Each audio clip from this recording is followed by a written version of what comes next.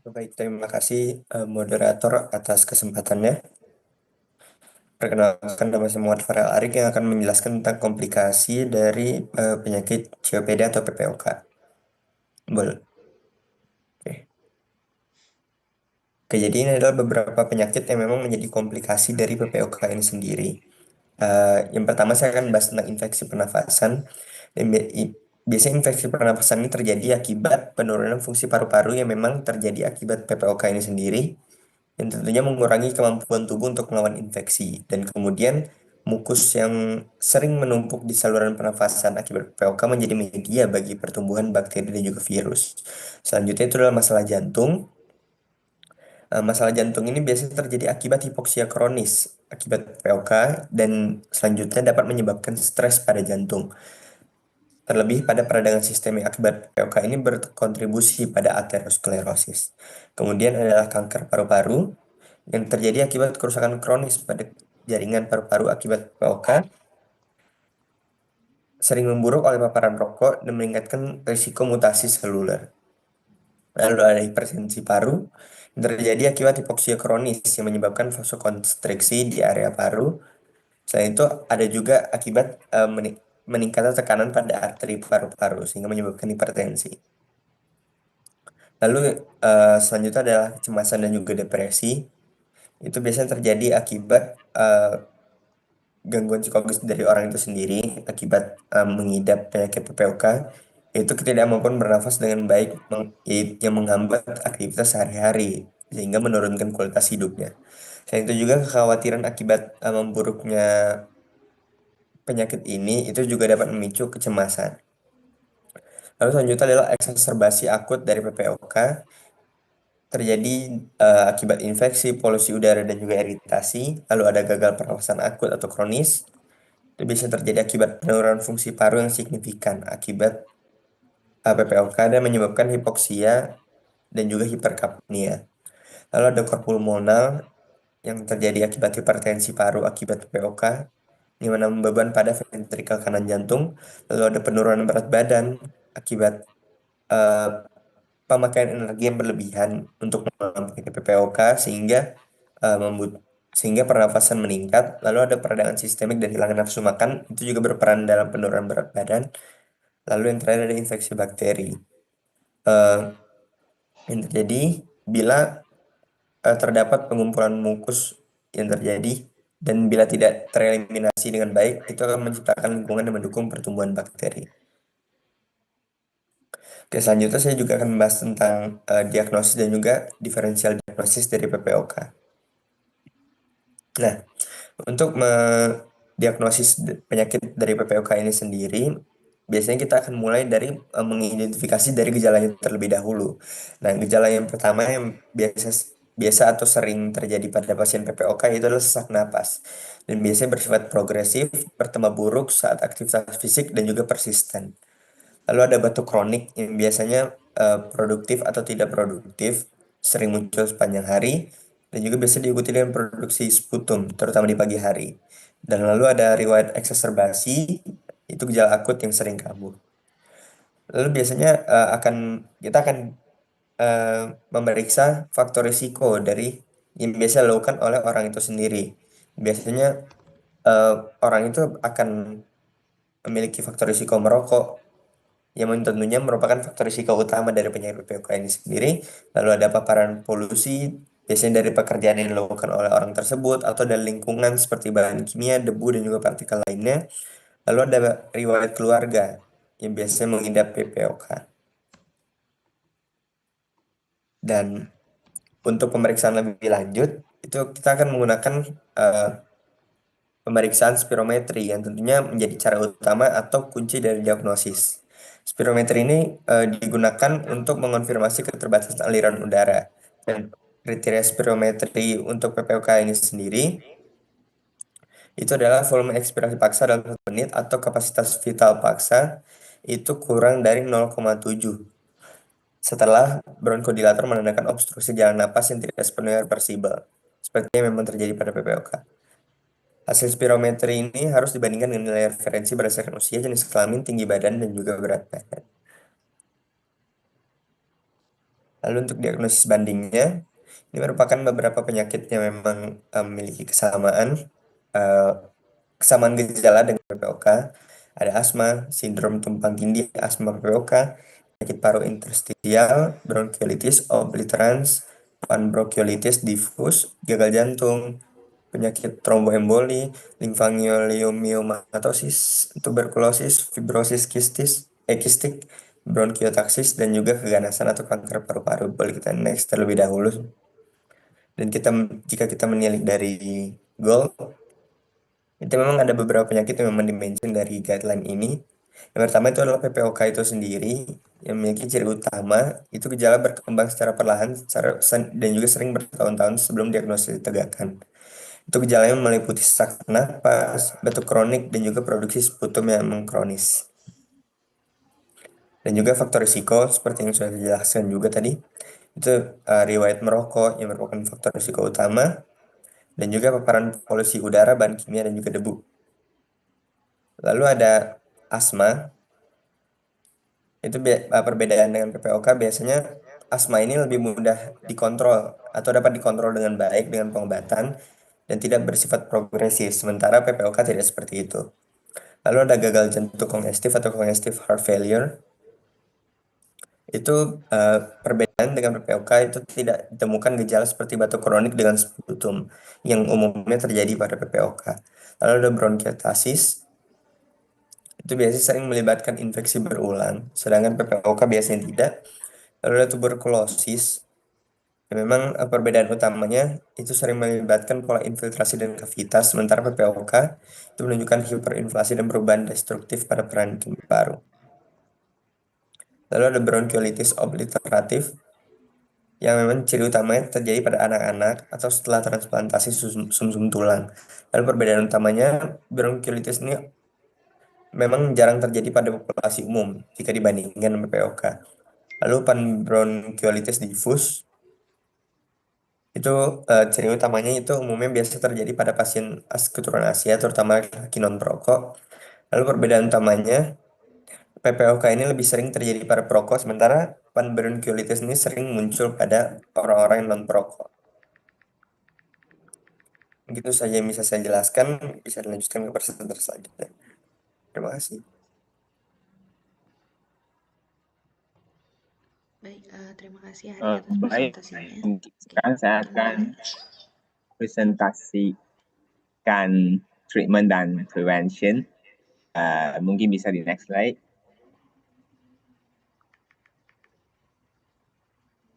Nah, bagi treatment COPD ini sebelum betul kata doktor Ijaz sebelum pada kuliah yang sebelumnya. Nah, bagi COPD kami patient group itu boleh dibahagikan kepada COPD A, B, C dan D based on their lung function, fungsi paru-paru mereka, dan kami boleh bagikan kepada 4 grup inilah. Nah, dan sebenarnya juga ada MMRC, grade MMRC untuk kami bahagikan berdasarkan simptom mereka. Tapi yang treatment itu biasanya kami lihat COPD dululah. Jadi lihat go score ini. Jadi yang COPD A ini dan A dan B ini simptomnya risknya sangat rendah. Yang beda A dengan B itu ialah B itu simptomnya lebih banyak, lebih kerap daripada A. Jadi treatment bagi grup A itu adalah short acting beta agonist untuk dilate itu heart bronchial itu atau long acting beta agonist lah untuk treatment ini itu medicine ini digunakan apabila diperlukan aja. Dan bagi B juga ialah long acting itu muscle antagonis of the smooth muscle untuk mengurangkan bronchospasm dan juga long acting bronchodilator itulah. Dan bagi C dan D itu risikonya lebih tinggi. Jadi yang digunakan bagi C ialah itu long acting long acting muscle antagonis. Adanya ubat-ubat itu ada di contoh-contoh ubat itu ada di Jiwen. Ya. Lama singkatan dari apa, Jiwen? long acting muscle antagonis, Not dokter. muscle.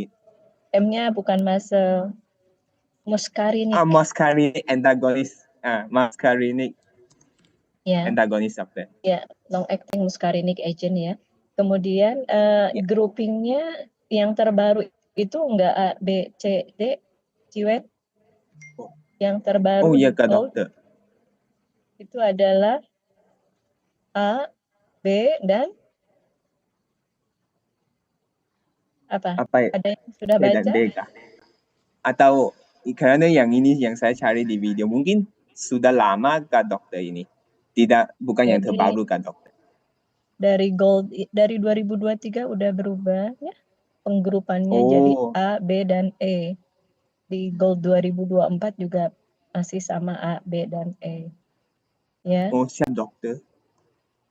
Ya. Nanti mungkin saya akan ubahkan. Terima kasih dokter atas masukannya. Ya, jadi mungkin saya harus baca lagi lah kerana mungkin ini sudah lama ini guideline-nya mungkin sudah lama tapi mungkin teman-teman boleh lihat dulu itu long acting beta agonist itu ada di picture yang di kanan lah dan juga yang lama juga ada di ada lama juga.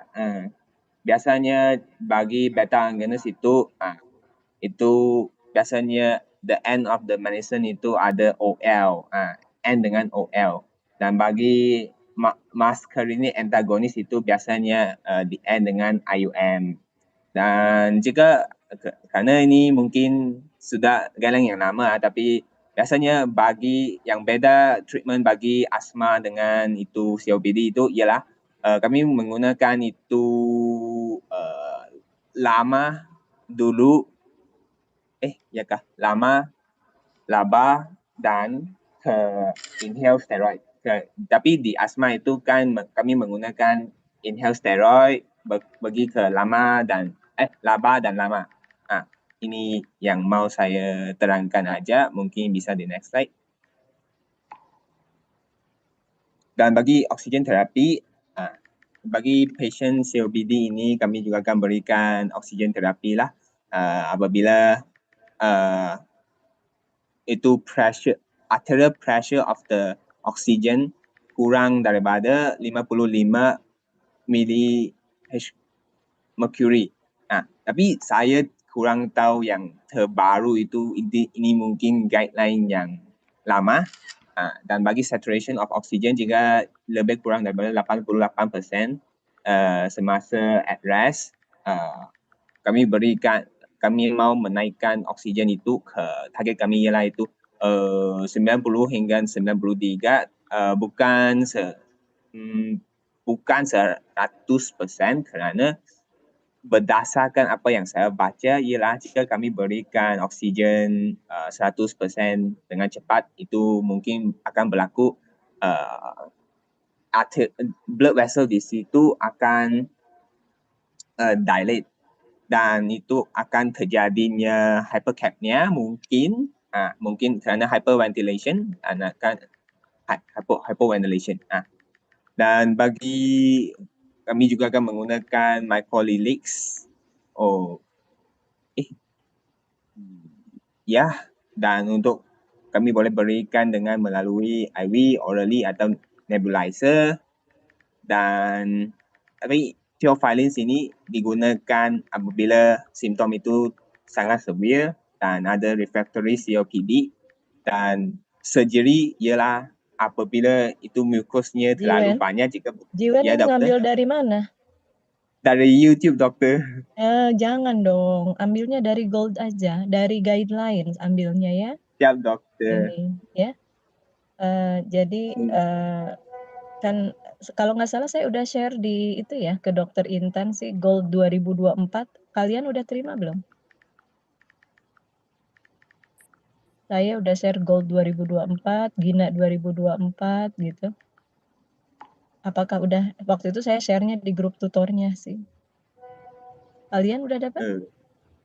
Mungkin ada dokter. Mungkin kalau dari share dari grup Dokter Intan kayaknya kita belum dapat dok, cuman Bukan dari grup Dokter Intan, saya share di grup tutorial gitu. Tadinya saya pikir Dokter Intan atau Dokter Putri sebagai koordinator akan men-share ke grup itu mahasiswa gitu. Grup. Soalnya kalau saya share di grup saya sendiri kan kasihan juga grup yang lain gitu ceritanya. Nggak ada ya, belum ada ya. Nanti saya share di, tapi udah pada punya kan? kalau saya pribadi sudah dok. Udah ya, oke. Ya, soalnya itu di-download gratis kok ya, Gold 2024, Gina 2024 gitu ya. Oke. Ya, gitu Jiwen, nanti di ini aja deh, diperbaiki sesuai dengan guidelines ya, Jiwen ya. Siap dokter. Kemudian untuk target saturasi oksigen, gini karena kebetulan tadi saya mau meluruskan tadi yang disampaikan oleh Jiwen. Ya, memang target saturasi oksigen pada orang normal itu di angka di berapa? Idealnya atau normalnya?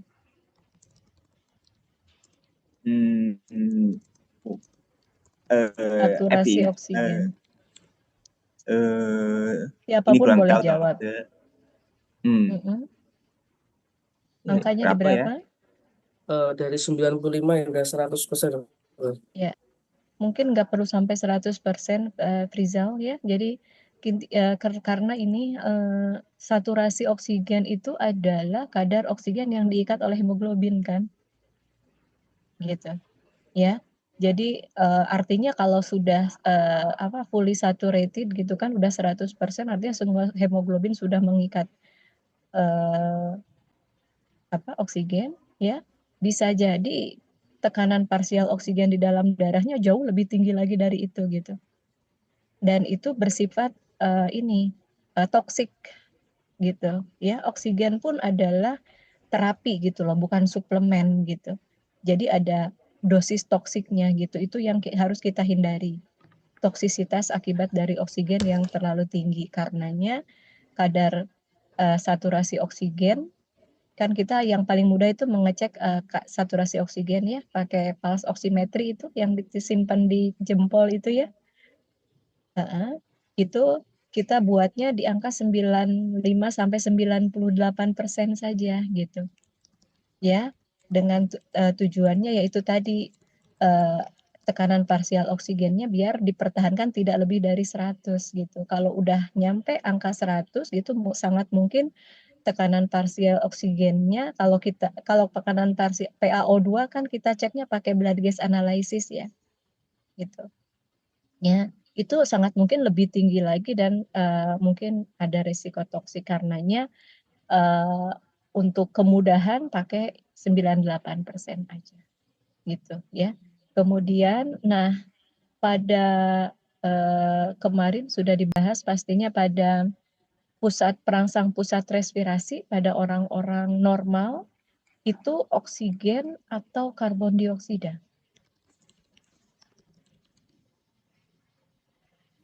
Karbon dioksida. Karbon dioksida. Ya, gitu. Karbon dioksidanya naik atau turun? Yang akan merangsang pusat respirasi sehingga menjadi lebih cepat respiratory rate-nya. Naik, dokter. Naik, betul. Ya, jadi karbon dioksida yang tinggi, ya itu nanti karbon dioksida kan bisa melewati blood-brain barrier ya, juga bisa juga dideteksi oleh kemoreseptor perifer gitu ya. Nah, kadar karbon dioksida yang tinggi itu akan merangsang pusat respirasi untuk meningkatkan respiratory rate, ya, sehingga pasien menjadi tahipne, ya. Tahipne ini tujuannya adalah untuk mengeliminasi atau mengeksalasi, ya, karbon dioksida yang tinggi tadi. Tujuannya ke arah sana.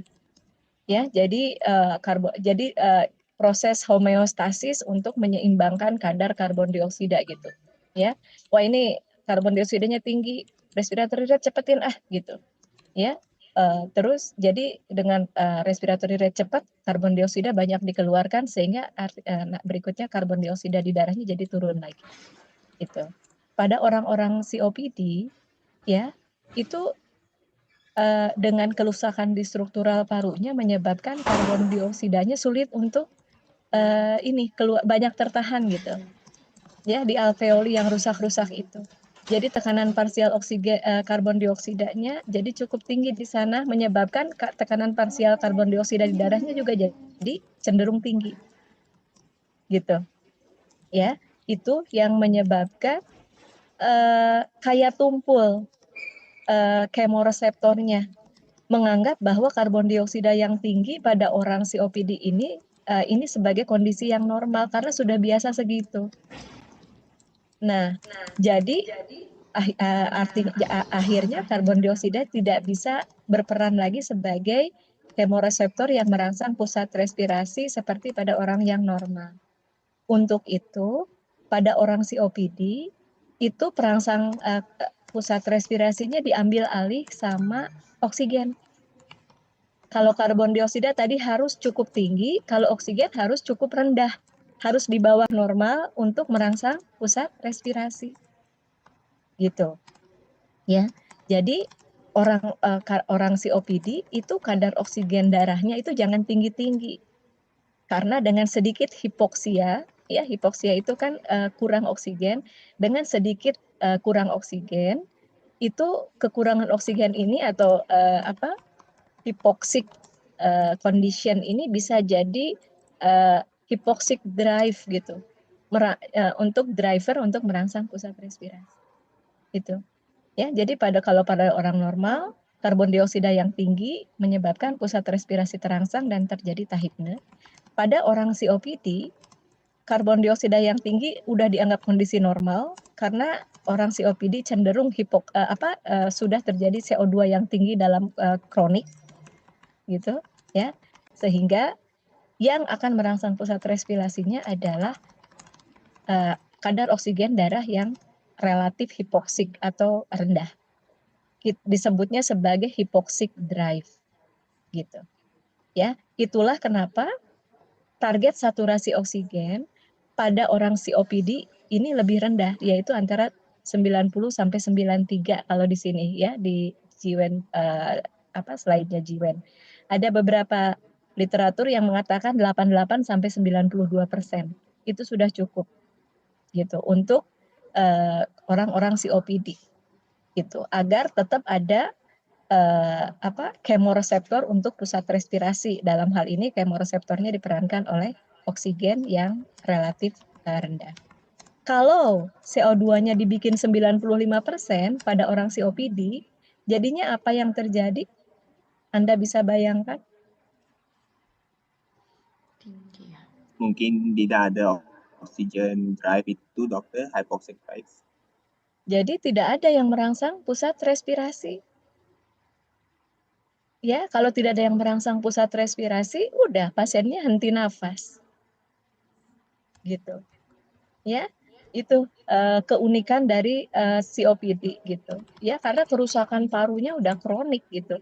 Udah berpuluh tahun, ya, udah ada bronkitis kronik, udah ada emfisema tuslang gitu ya, alveolinya rusak-rusak gitu kan.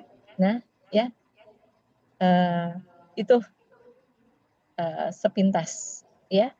Oke, nanti untuk terapi oksigen nanti dilihat lagi dari GOLD aja ya, Jiwen ya. Oke. Siap, dokter. Termasuk surgery-nya juga itu ada, jenis-jenis surgery-nya itu semua di GOLD ada. Ya. Tapi untuk surgery mungkin nice to know aja untuk Anda. Yang penting untuk Anda adalah tahu bagaimana mendiagnosis COPD, kemudian pembagian grupnya, ya, grup A, B, E, kemudian jenis-jenis obatnya, ya, kemudian kapan gejala eksaserbasinya. Untuk gejala eksaserbasi COPD, asma juga kan ada eksaserbasi, COPD juga ada eksaserbasi atau perburukan gejala gitu. Ya. Kriteria untuk eksaserbasinya ada menggunakan Antonisen kriteria. Ya, itu nanti Anda cari. Kemudian spirometri pada COPD digunakan untuk diagnosis. Ya. Apa yang dicari di proses diagnosisnya adalah obstruksi. Tanda obstruksi adalah apa? Itu yang harus Anda ketahui. Nggak saya kasih tahu dulu, ya. Nanti harus ada yang presentasi. Itu dulu aja. Oke, silakan lanjut.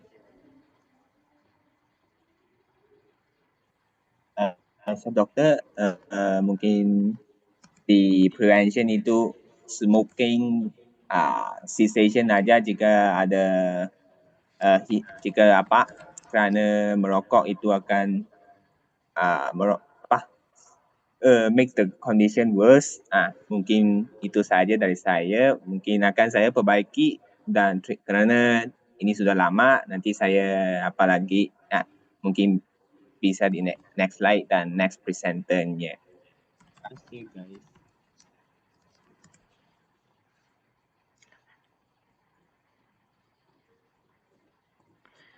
Baik, terima kasih Jiwen. Mungkin bisa dilanjutkan ke presenter berikutnya.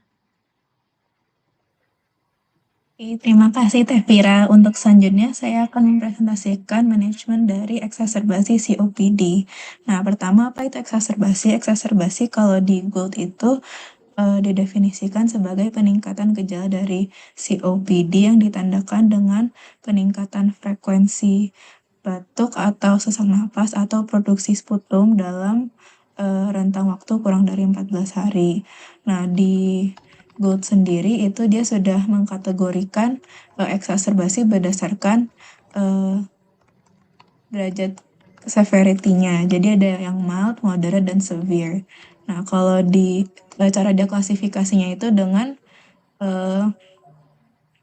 kayak dia numeric scale kasih tahu Disney-nya seberapa parah, kemudian respiratory rate-nya itu semakin parah itu dia semakin tinggi, kemudian untuk kemudian ditandakan juga dengan peningkatan tekanan parsel karbon dioksida. Nah, biasanya yang masuk ke IGD itu biasanya yang udah masuk ke moderate atau severe, di mana mulai muncul tanda-tanda gagal pernapasan. Nah, tapi kalau di severe itu biasanya udah terjadi penurunan kesadaran yang menandakan kalau gagal pernapasannya itu bisa mengancam nyawa pasiennya. Nah, kemudian eksaserbasi ini sendiri bisa di-trigger dengan adanya infeksi atau iritasi pada paru-paru. Di next slide. Nah, untuk treatment pertama dari eksaserbasi itu biasa kita kasih bronkodilator melalui nebulisasi. Nah, bronkodilator yang biasa diberikan itu kombinasi dari SABA dan SAMA. Nah, untuk SABA-nya itu biasanya salbutamol. Di sini saya menjelaskan sedikit tentang farmakodinamik dan farmakokinetik dari salbutamol. Nah, jadi mekanisme kerjanya dari SABA itu dia short acting beta 2 agonis, di mana dia itu mengaktifasi reseptor beta 2 adrenergenik sehingga meningkatkan konsentrasi adenylyl siklis di dalam sel, di mana adenylyl siklis ini berfungsi dalam mengubah ATP menjadi siklik AMP. Peningkatan konsentrasi siklik AMP itu kemudian akan mengaktifasi protein kinase A yang berfungsi untuk mengurangi konsentrasi ion kalsium intraseluler, contohnya dengan memasukkannya kembali ke dalam retikulum sarkoplasma atau mengeluarkannya melalui membran sel. Nah, ketika ada pengurangan dari ion kalsium, maka ion kalsium yang mengikat pada troponin di sel-sel otot itu akan mengurang, dan itu yang akan menyebabkan relaksasi dari otot polus bronkus. Nah, untuk absorpsinya sendiri karena kita Ini memberikannya Aileen juga ambil dari YouTube juga. iya dokter, cuman saya baca lagi dari Gold-nya. Ya, coba nanti diperbaiki ini dulu deh, diperbaiki dulu ya. Sesuai Oke, guideline. dokter. Kalian jangan ambil dari YouTube gitu dong ya. Ini kan kita juga kan mencari literatur itu kan harus sesuai dengan aturan ya, karena kita kan di ranah pendidikan gitu. Ya, jadi maksud saya kalau ini untuk menambah wawasan boleh-boleh aja ya. Tetapi kalau untuk jadi pembahasan, ambillah dari materi-materi sesuai yang rekomendasikan di apa sih namanya? Itu ya, pembelajaran apa namanya? Gitu ya. Di kurikulum yang udah dibuat gitu ya.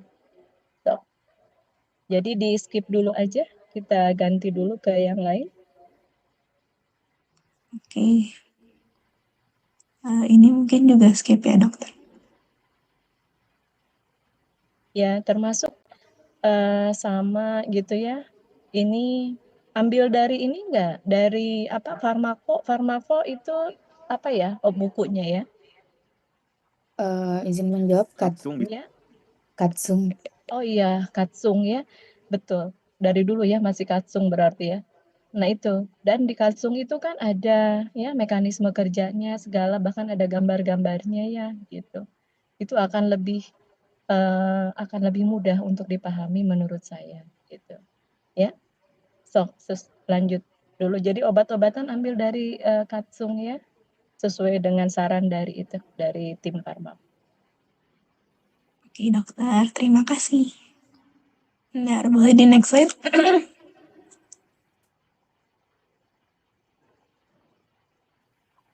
Intinya pokoknya kita memberikan bronkodilator melalui nebulisasi, kemudian kita cek X-ray dan juga arterial blood gas-nya. Chest X-ray itu fungsinya untuk kita lihat etiologi dari eksaserbasi COPD-nya. Contohnya apakah ada infeksi, atau kita bisa mendeteksi adanya differential diagnosis seperti heart failure yang bisa menyebabkan sesak napas atau adanya pneumonia. Kemudian untuk arterial blood gas itu kita untuk monitor keadaan pasiennya.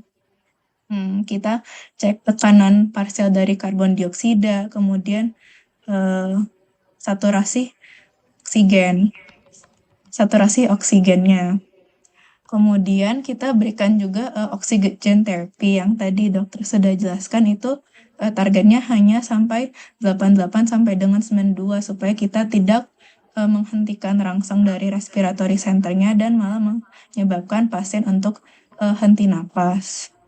Nah, kemudian kita juga memberikan kortikosteroid dan antibiotik apabila etiologinya itu emang dari infeksi. Kemudian kita juga memberikan bantuan untuk pasien mengeluarkan dahak dari paru-parunya dengan menepuk pasien di punggungnya. Nah, kemudian biar tersistematis ya, baiknya gini aja, ini kan udah NIV kan, berarti udah yang tata laksana lebih lanjut ya.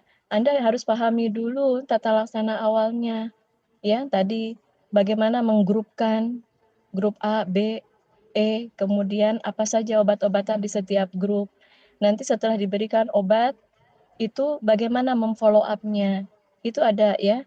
Jadi berikutnya ada algoritmanya ya. Jadi untuk follow up-nya, kalau yang masih mengganggunya adalah eksaserbasinya masih sering, itu ada itunya alurnya di Gold ya, alur tata laksananya.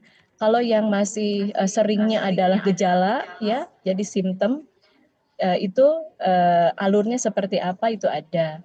Kemudian, nah untuk gejala ya itu ada 2 yang itunya pakai CAT score dan pakai MMRC score. Apakah sudah dibahas? CAT score dan MMRC score.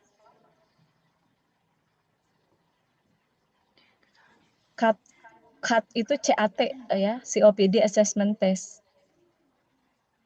Belum ya? Gitu. Jadi kalau ini kan jadinya lompat ke NIV gitu kan, ke mechanical ventilation. Ini kan kalau udah kondisi berat, COPD, gagal nafas dan sebagainya itu mah belakangan gitu. Jadi makanya saya challenge dulu nih untuk yang awal-awalnya memang sudah dibahas atau belum? Udah dibahas atau belum yang awal-awalnya? Untuk tata laksana PPOK di poliklinik yang kondisi stabil, tidak sedang eksaserbasi, apakah sudah selesai pembahasannya? Sejauh ini belum ada dokter, masih Belum. seperti ini. Ya, gitu ya. Belum Jadi ada. yang awal dulu ya. Gitu. Bahkan dari proses diagnosisnya aja saya belum yakin nih, apakah sudah pada paham? Ya.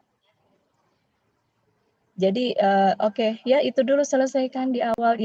Biar justru yang penting sekali untuk Anda ketahui malah kelewat gitu. Kalau ini kan udah levelnya di rumah sakit ya gitu. Mungkin Anda hanya untuk tahu aja bahwa ini ada kegawat daruratan, ada gagal nafas, habis itu kan Anda rujuk gitu. Kalau posisi Anda masih sebagai dokter umum kan gitu. Ya. Oke, ya skip dulu lagi. Termasuk tadi untuk kriteria pemberian antibiotik, yaitu gunakanlah Antonison kriteria tadi. Itu ada 3 pertanyaan saja. Ya. Gitu. Kalau diagnosisnya mana diagnosisnya? Coba.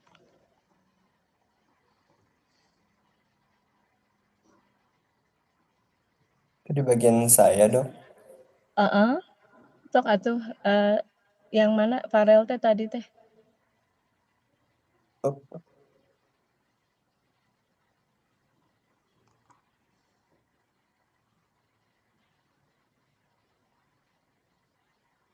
dari sini sih, Dok. Itu aja. Oh, enggak ambil dari gold juga, Rel. Oh, kalau ini saya ambilnya dari NCBI aja sih, Dok. Saya belum lihat yang di Gold, mohon maaf, Dok. Ya. Berarti ini harus diulang lagi ya COPD ya, gitu. Mulai dari proses diagnosis, klasifikasi ya. Gitu. Karena di sana juga saya akan melihat Anda paham nggak nih tentang spirometri gitu. Ya. Ada gambarnya soalnya untuk spirometri itu gitu ya, gambar grafiknya gitu ya. Kemudian FFU1 itu apa, FVC itu apa gitu ya. Nanti tahap-tahapannya lihat FFU1 per FVC dulu, tadi kurang dari 0,7. Selanjutnya kan selanjutnya kan dilihat FFU1-nya saja gitu. FFU1-nya untuk melihat derajat obstruksinya, ringan, sedang, berat atau sangat berat gitu. Ya. Nanti ini lagi deh COPD di skip dulu aja. Ada yang lain nggak? Kemarin kan Asma udah banyak ngambil dari Gina tuh. Saya udah seneng banget. Ya gitu. Pas COPD lah kenapa pada ngambil dari nggak ini gitu, materi-materi yang tidak terstandar gitu. Ya. Baik, Oke. mungkin untuk COPD Topir. nanti akan kami Di perbaiki skip dulu terlebih aja ya. dahulu. Oke. Yuk. Mungkin kemarin kami sudah membagi juga untuk penyakit pneumonia, dokter. Ya, sok pneumonia dulu aja. Ya, baik, mungkin ya Arik boleh di KPPT pneumonia.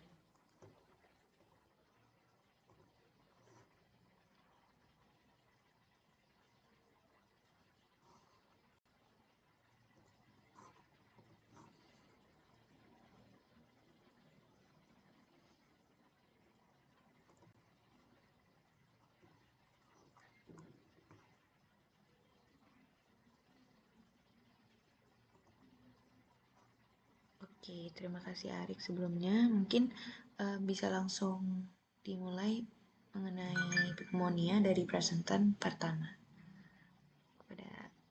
Dipersilahkan. Baik, terima kasih Vira. Saya izin melanjutkan dokter dan teman-teman.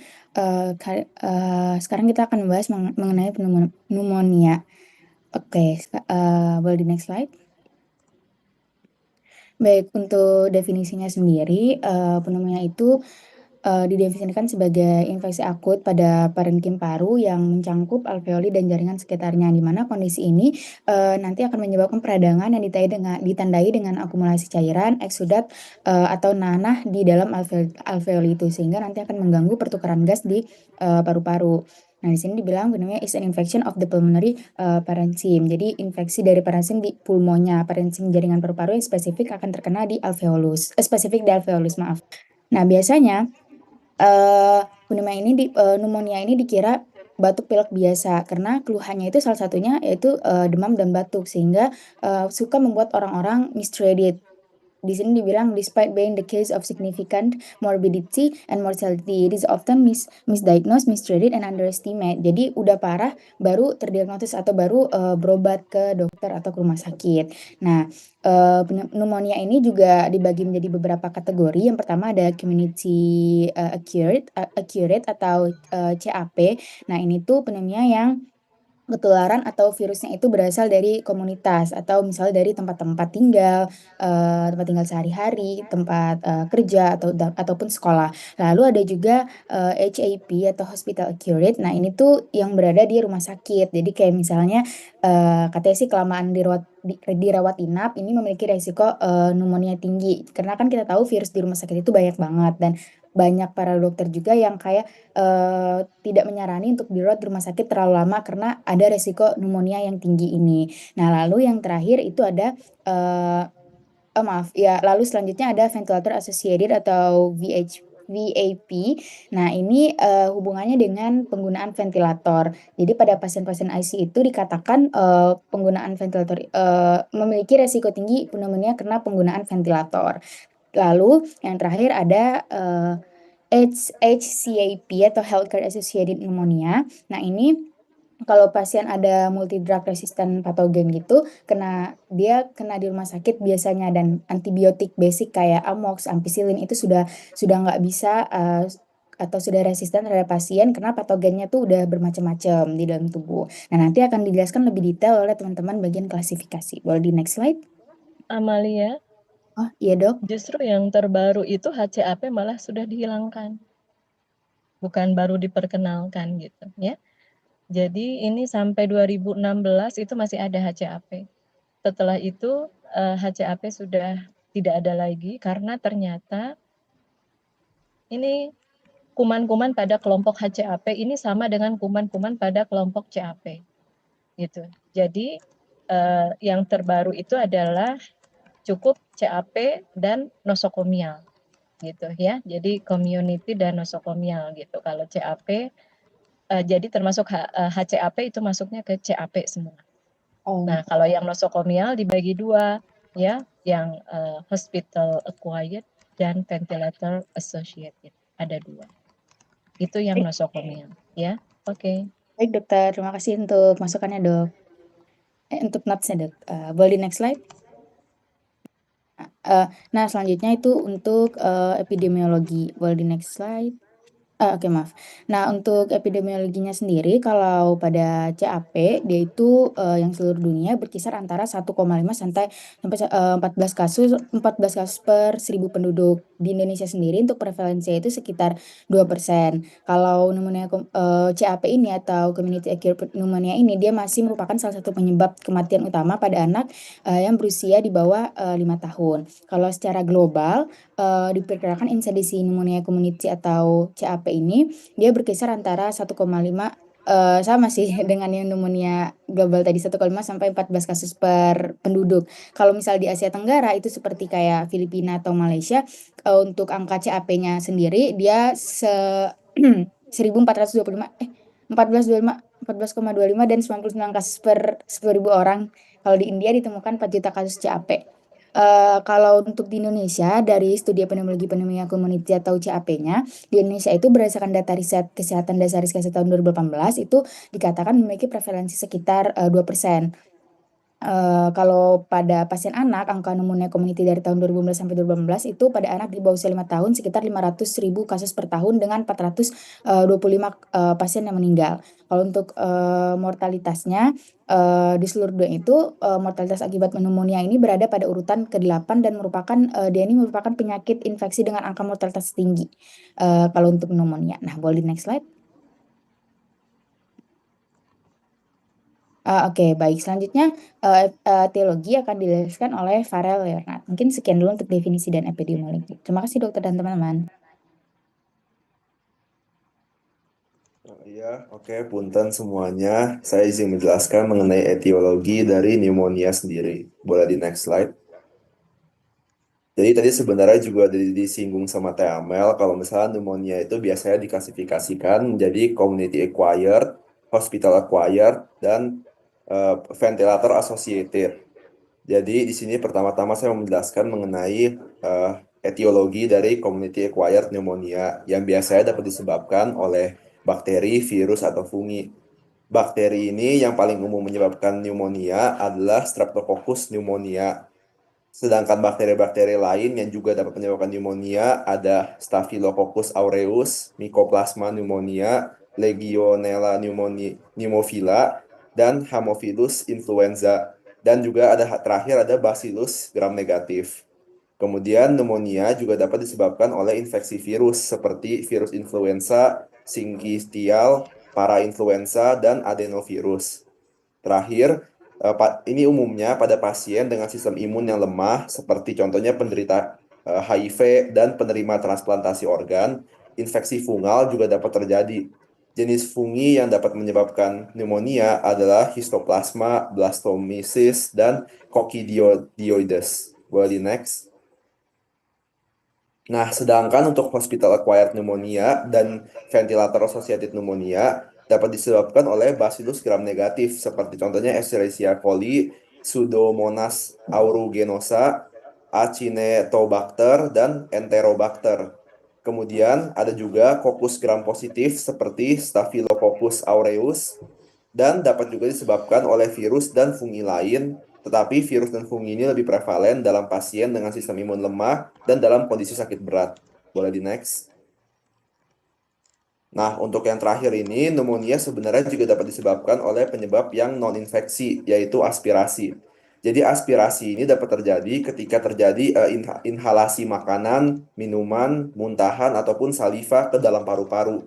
Hal ini biasanya paling umum terjadi pada orang-orang yang sulit menelan atau memiliki kesadaran yang lemah. Mungkin sekian saja dari etiologinya. Terima kasih. Terima kasih Farel. Saya akan menjelaskan tentang klasifikasi. Boleh di slide. Jadi based on site of acquisition, yang pertama ada pneumonia yang didapat di komunitas atau yang disebut CAP yang sudah dijelaskan oleh Teh Amel. Saya akan lebih menjelaskan lebih dalam. Jadi pneumonia yang didapat dari komunitas ini adalah infeksi yang didapat di luar sistem perawatan kesehatan, termasuk rumah sakit, klinik, rawat jalan, ataupun fasilitas perawatan kesehatan lainnya. Pneumonia ini yang didapat dari komunitas merupakan jenis pneumonia yang paling umum dan umumnya muncul sebagai infeksi akut dengan gejala yang muncul selama beberapa jam ataupun beberapa hari. Streptococcus pneumonia merupakan penyebab utama pneumonia yang didapat dari masyarakat dan bertanggung jawab atas 20% hingga 60% dari semua kasus. Haemophilus influenza, Staphylococcus aureus, Legionella pneumophila, Mycoplasma pneumonia, dan beberapa virus juga merupakan penyebab utama pneumonia yang didapat dari masyarakat. Hingga 50% pasien dengan pneumonia memiliki agen penyebab yang tidak diketahui.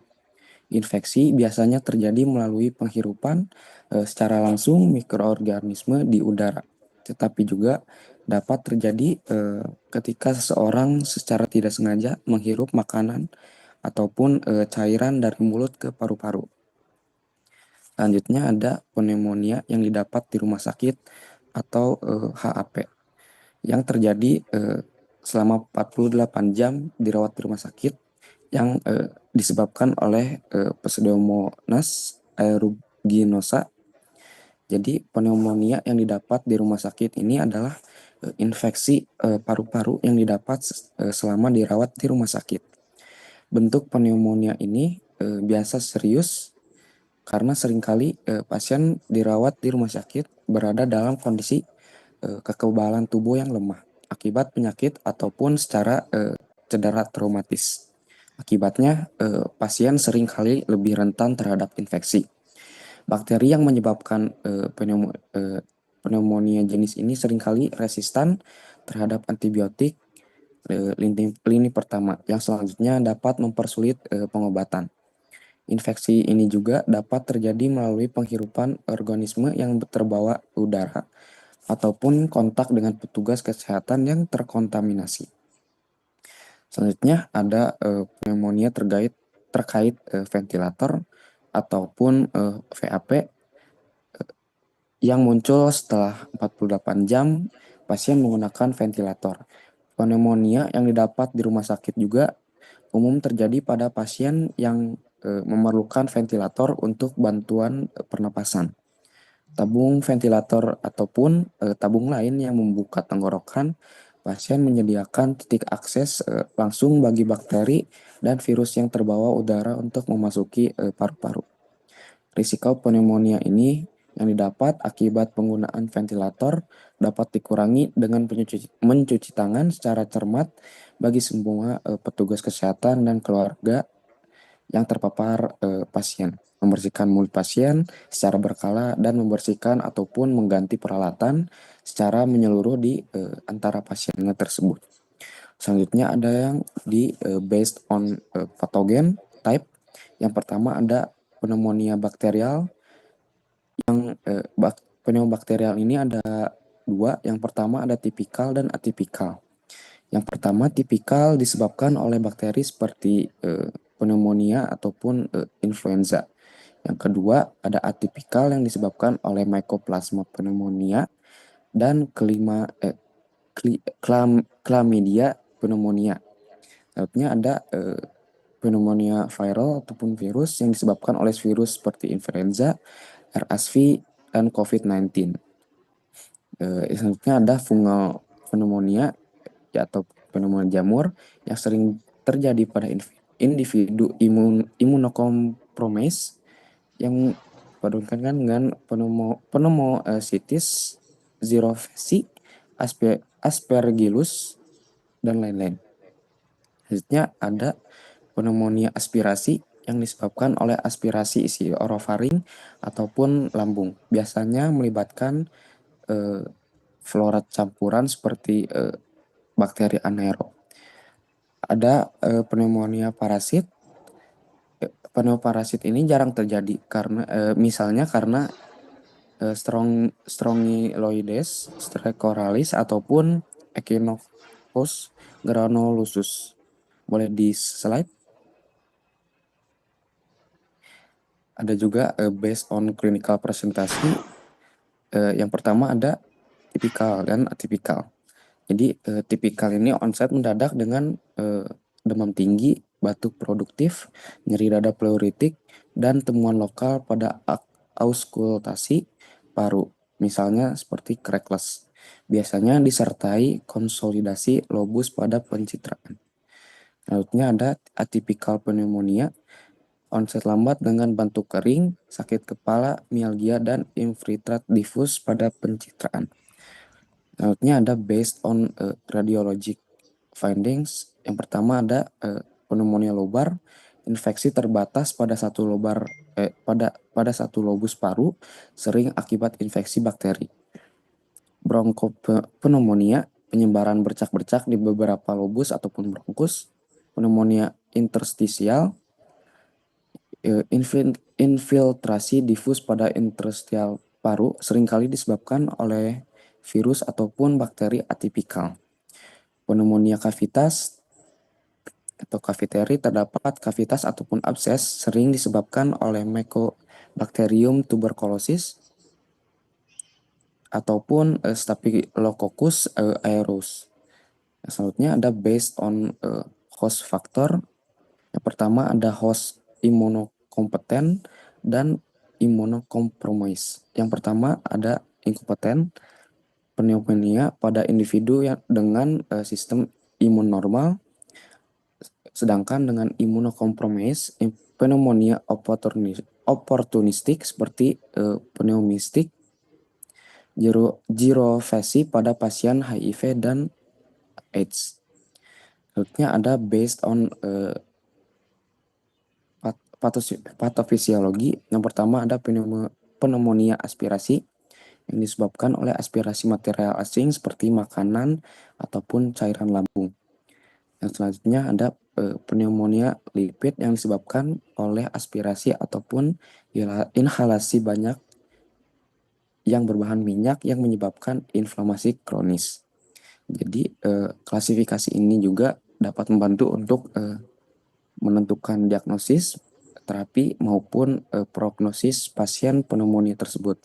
Misalnya mengetahui apakah si pneumonia tipikal ataupun tipikal dapat membantu menentukan si patogen, penyebab dan pilihan antibiotik yang sesuai. Ready slide. Mungkin sekian dari klasifikasi, boleh dilanjutkan ke Kang CJ. Jadi tadi Zaki yang itu dihapus ya, yang HCAP-nya ya, based Ya dok. on site-nya ya. Ya, baik. Saya mau nanya, tipikal, atipikal itu pembagiannya atas dasar apa ya? Presentasi klinis, dok. Presentasi klinis yang tipikal itu yang seperti apa? Seperti demam tinggi, batuk, nyeri dada, mungkin seperti itu, dok. Yang saya kenapa muncul ada yang gejala klinisnya atipikal? Saya belum ini, dok. Karena itu ada kaitannya dengan patogennya juga. Iya. Tadi ada kuman-kuman atipikal. Tahu kuman iya. atipikal itu apa? Seperti kuman bakteri pneumonia influenza, dok. Haemophilus influenza apalagi. Jadi maksud saya itu ya nanti saya berharap nanti di etiologi ada ini ya, ada pembahasannya tentang ini. Nanti saya bisa dimarahin orang mikro nih, Dokter Intan nih, kalau kalian nggak sampai bahas ke kuman-kumannya ya, gitu. Jadi kuman-kuman atipikal itu apa saja? Kuman ya bakterial nih ya, bakterial itu dibagi lagi menjadi yang yang tipikal dan atipikal ya. Yang atipikal itu ada nanti kuman-kuman bakteri atipikal. Kemudian yang tipikal itu ada yang gram positif, ada yang gram negatif gitu ya. Gitu. Jadi Anda pengklasifikasian itu harus tahu. Apa saja isinya yang kuman gram positif sebagai penyebab pneumonia, yang gram negatif penyebab pneumonia. Gram positif kokus, gram positif batang, gram negatif kokus, gram negatif batang. Gitu. Ya. Baik. Oke, ya silahkan lanjut. Terima kasih dokter atas masukannya. Jadi saya izin saya untuk mempresentasikan risk factor sekarang. Mungkin bisa di next slide dulu. Ini ialah data yang saya ambil dari NCBI. Yang saya pada pendapat saya ini agak rasional. Jadi risk factor yang pertama itu ialah umur. Mungkin umur bagi ada dua grup. Bagi grup satu ialah baby atau children yang umurnya lebih kurang dari 2 tahun atau lebih younger. Mereka kerana immune system mereka still developing, jadi risk mereka lebih cenderung dan juga older adults, iaitu umurnya lebih older daripada 65 tahun, kerana imun sistem mereka juga semakin merendah. Jadi ya, dan yang grup 2 ini biasanya mereka juga ada long term health condition yang di mana juga akan meningkatkan risk of pneumonia ini. Tapi sebenarnya pneumonia dapat affect people of all ages, cuman grup 1 dan grup 2 ini bisa lebih risknya mereka lebih tinggi kerana imun sistem mereka terkait dengan dan environment, dan bagi environment dan occupation ini jika seseorang itu misalnya mereka bekerja di chicken atau turkey processing center, kerana bakteria dan virus itu boleh menjangkit virus itulah biasanya dapat menjangkit burung-burung jika mereka bekerja di chicken atau turkey processing center, pet shop atau veterinary clinic, itu mereka ada risk yang tinggi lah dalam menjangkit pneumonia ini. Dan bagi lifestyle habits itu smoking atau kerana pneumonia ini dapat menjangkit orang yang banyak.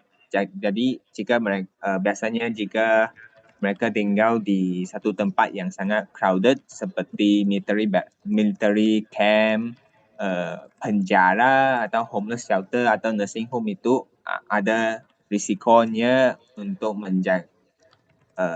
mendapat pneumonia. Ini yang harus kami perhatikan. Dan bagi medical conditions itu ini kerana ada hospital acquired pneumonia ya. Jadi bagi orang yang imun sistem mereka yang rendah, seperti apabila ada pregnancy atau mereka sedang undergo kemoterapi bagi kanker, dan jika mereka ialah golongan immunodeficiency seperti patient HIV dan sudah menjalani bone marrow atau organ transplant, mereka kerana imun sistem ini mereka sangat lemah, jadi ya lebih cenderung untuk mendapat pneumonia. Ya, mungkin itu saja dari saya. Terima kasih.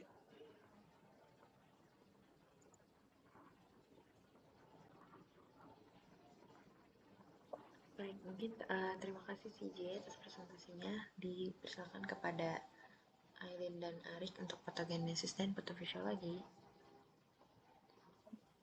Saya menambahkan ya untuk yang risk factor, kenapa pneumonia itu secara praktisnya apa sih definisi ininya deh, simpelnya apa sih? Infection di parenchyma, dokter. Infeksi di parenchyma of the parenchyma, ya oke. Ya, infeksi di parenkim paru atau lung parenchyma ya, gitu. Jadi Anda bayangkan tentu untuk pneumonia gitu ya, infeksinya di parenkim paru. Ya, berarti harus ada fototoraks yang menunjukkan ada gambaran ke arah pneumonia. Itu prasyaratnya. Jadi kalau fototoraksnya normal, berarti kita nggak bisa diagnosis pneumonia. Gitu ya. Nah, untuk menyebabkan infeksi sampai di parenkim paru, ya Anda tahu immunity dari respiratory tract itu seperti apa? Mulai dari hidung, dari nose, kemudian dari berikutnya apa? Setelah nose itu? Paring, laring, trachea, bronchus, bronchiolus, ya, baru nyampe ke alveolus. Gitu. Panjang jalurnya, ya. Dan di sepanjang tract tersebut ada berbagai defense mechanism. Mulai dari mechanical defense mechanism, ya, pertahanan mekanik, kemudian apalagi pertahanan imunitas yang lainnya? Pertahanan? Ada yang limfoid di faringnya.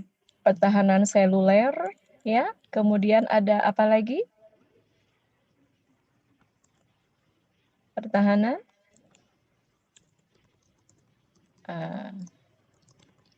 Ya, kan rasanya udah dibahas di basic science, enggak? Humoral, ya, gitu.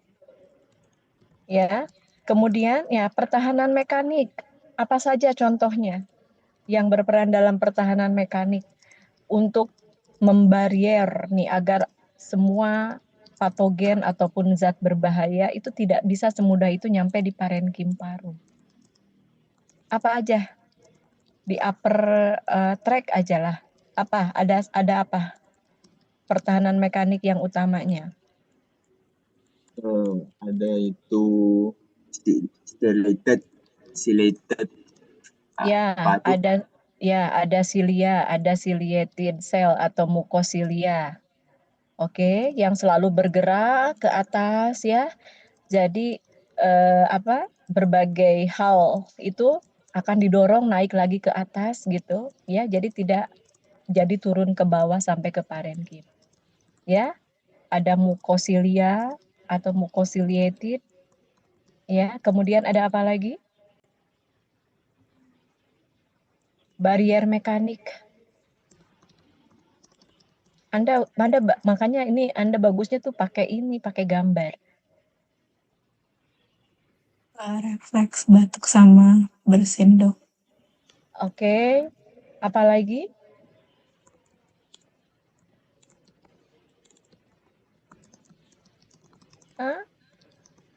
Mekanik itu kan berarti mukosa, epitel, kemudian silia, sel goblet, gitu kan? Iya dok, mungkin kalau dari atas ada mulai dari rambut hidung pun mungkin dapat dikatakan ya dok ya. Ya, betul. Ya, itu adalah pertahanan mekanik. Betul ya. Nah itu. Kemudian pertahanan selulernya ada apa? Patogen masuk pasti akan langsung sel sel pertama yang akan yang akan maju ke depan apa kira-kira? Dendritik sel mungkin dokter. Sel dendritik di upper. Oke, ya. Kalau di upper ada sel dendritik, kemudian di epitel itu ada limfosit T, CD berapa? CD8 dan CD4 ya dok. CD8 itu kan di epitelnya, di lamina proprianya ada CD4 gitu kan? Iya dok. Untuk Ya. sitokin itu mengaktifkan Iya. makrofag. Betul gitu ya. Itu yang nanti akan mengaktifkan makrofag ya. Makrofag nanti akan mempresentasikan sebagai antigen presenting cell kemana? Untuk mengaktifkan siapa berikutnya? Helper T cell mungkin. Ya, helper T cell gitu kan ya. Nanti baca lagi ya masalah imunologi ini. Ya, gitu. Kemudian juga ada defense mechanism humoral gitu. Yang utama di respiratory tract itu ada imunoglobulin apa? E dok. Ya, gitu. Ya, jadi Anda bayangkan ya dari mulai upper itu mekanisme defense mekanismenya itu siapa saja yang utama berperan. Sampai ke lower respiratory tract gitu kan, sampai ke alveoli itu ada barrier ataupun defense mechanism yang bekerja gitu, baik itu dari mekanik, humoral ataupun seluler ya. Kalau di alveolar kan yang paling utama berperan adalah makrofag alveolar yang ada di pneumosit ya, di antara sel-sel pneumosit gitu. Ya itu. Jadi berlapis-lapis itulah gitu pertahanan di respiratory tract gitu ya. Kenapa harus berlapis-lapis? Karena setiap orang itu akan nafas terus selama dia hidup kan. Dan di udara itu banyak sekali gitu hal-hal yang mungkin berbahaya untuk badan orang tersebut gitu. Makanya pertahanannya itu berlapis-lapis gitu ya. Nah, pada akhirnya siapa yang nanti berikutnya akan nyampe lah si patogen itu sampai ke parenkim paru menyebabkan pneumonia, tentu ada ketika orang itu ada masalah dengan pertahanan tadi, gitu. Makanya adalah faktor resiko, harus selalu ada faktor resiko untuk pneumonia. Kalau tidak ada faktor resiko, kayak kita-kita nih yang sehat walafiat gitu, nggak punya komorbiditas gitu, ya, masuk kuman Streptococcus pneumoniae gitu hanya sampai di hidung udah langsung refleks bersin. Gitu ya. Nyampe di tenggorokan udah langsung refleks batuk bekerja. Gitu ya. Itu. Jadi hanya orang-orang yang ada masalah, artinya yang masalah di sepanjang pertahanan tadi gitu. Apakah pertahanan mekaniknya yang bermasalah? Kalau yang pertahanan mekaniknya bermasalah berarti kan dinding mukosanya rusak-rusak tuh.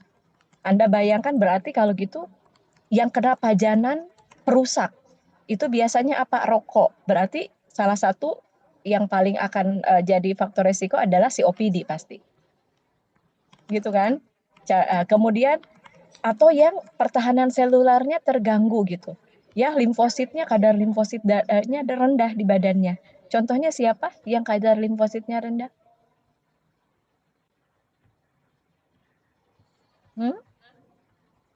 Siapa?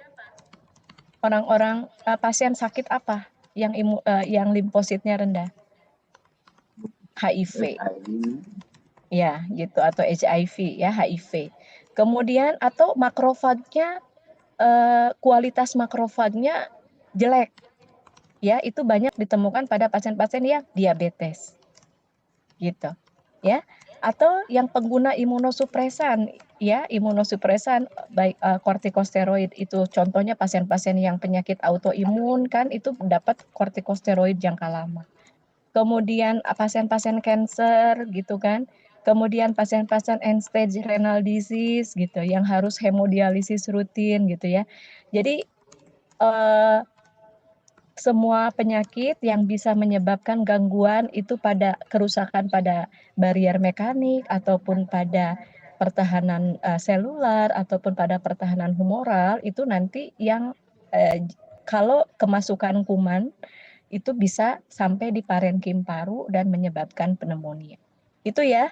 Jadi saya harapkan dengan paham rasionalisasinya gitu jadi lebih nempel gitu. Ya. Bagaimana nanti berikutnya akan diperlukan untuk mendiagnosis pneumonia gitu. Harus diagnosis pneumonia, jadi salah satu yang harus dicari adalah faktor resiko. Ya, silakan lanjut dulu.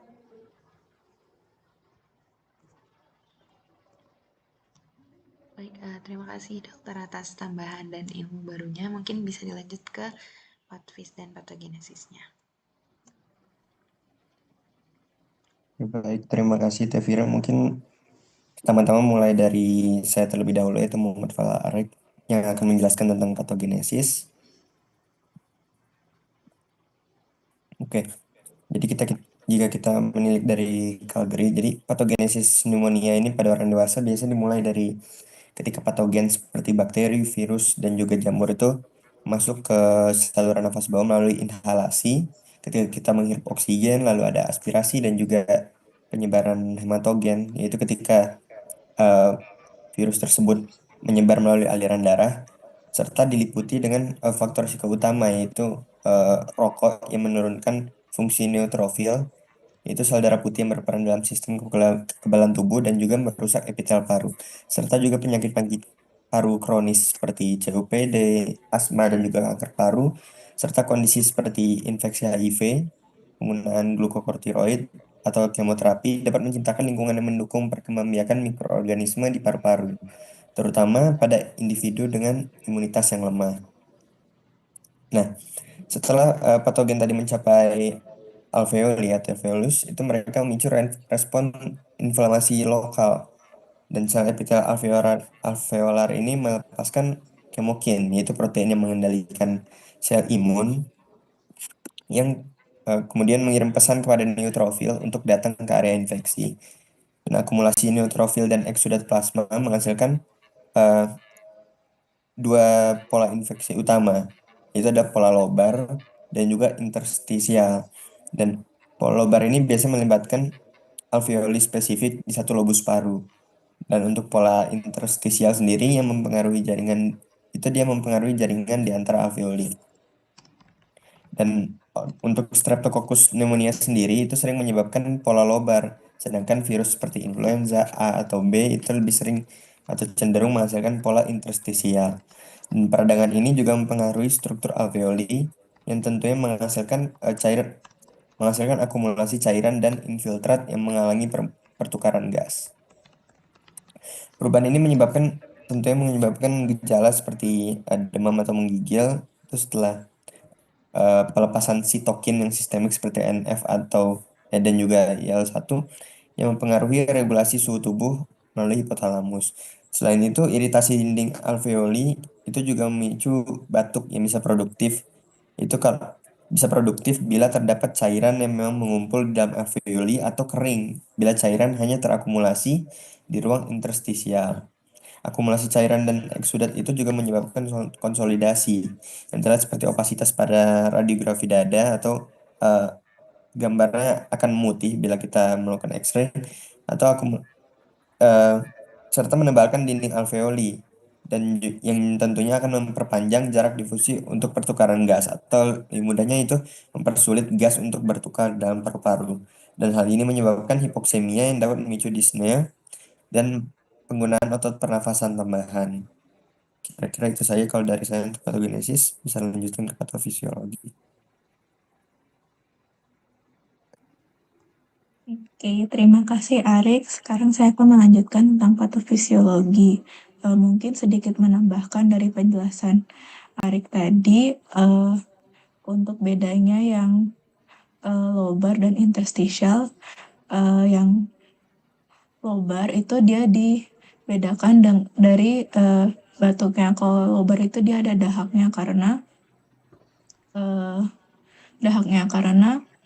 eksudat atau cairan yang tertumpuk itu terdapat di dalam alveoli yang yaitu bagian dari saluran pernapasannya. Jadi tubuh kita secara refleks itu akan mencoba untuk mengeluarkan cairan itu melalui batuk. Nah, tetapi kalau misalnya untuk yang interstitial itu dia batuknya itu kering karena cairannya itu terperangkap di dalam bagian interstitial paru-paru, yaitu di antara alveolus dan kapiler darahnya. Jadi dia tidak dalam saluran pernapasannya langsung. Jadi ketika kita batuk itu tidak ada dahak yang keluar. Mungkin bisa di next slide.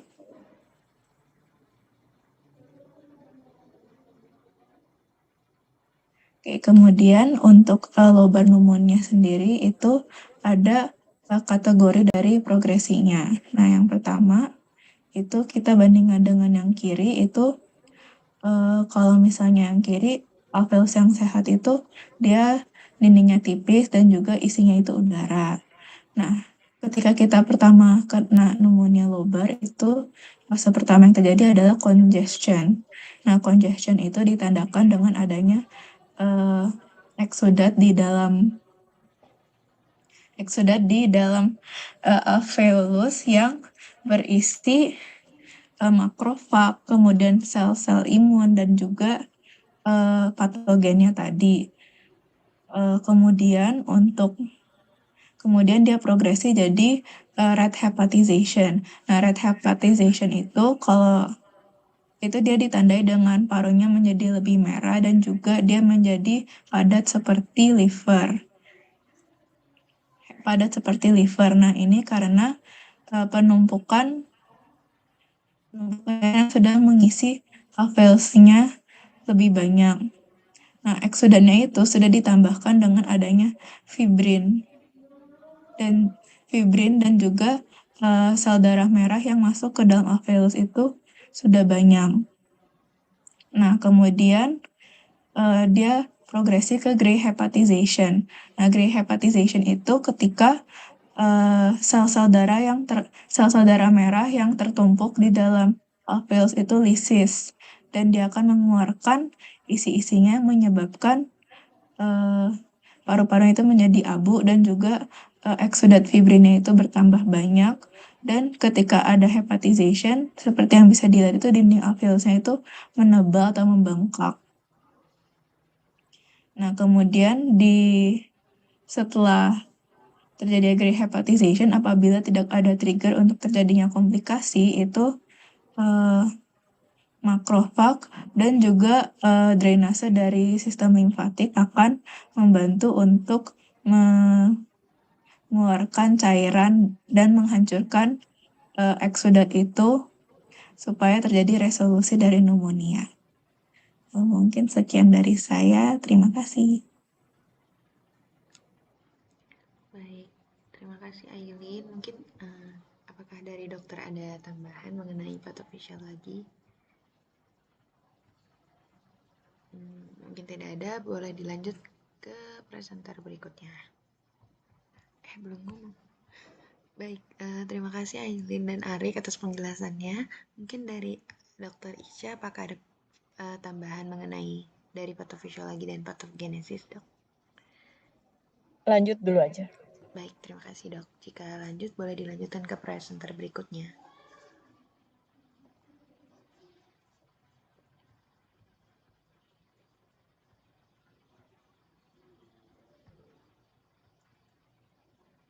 Boleh kepada clinical manifestation, Rani?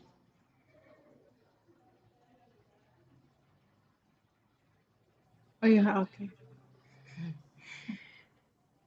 Kita akan membahas mengenai manifestasi klinikal pada pneumonia. Jadi, seperti yang sudah dijelaskan juga tadi, kalau pneumonia itu kayak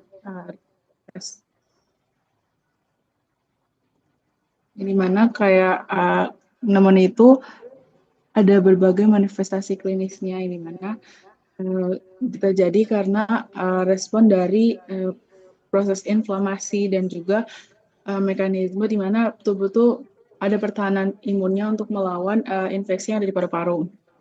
Nah, gejala yang umum terjadi itu adalah batuk yang dimana menghasilkan dahak berwarna hijau, kuning, ataupun berdarah, yang dimana itu menunjukkan adanya aktivitas sel imun dalam melawan patogen. Nah, pasien pneumonia juga itu mengalami dyspnea atau sesak nafas karena alveolus yang meradang dan terisi nanas sehingga mengganggu pertukaran gas secara efektif.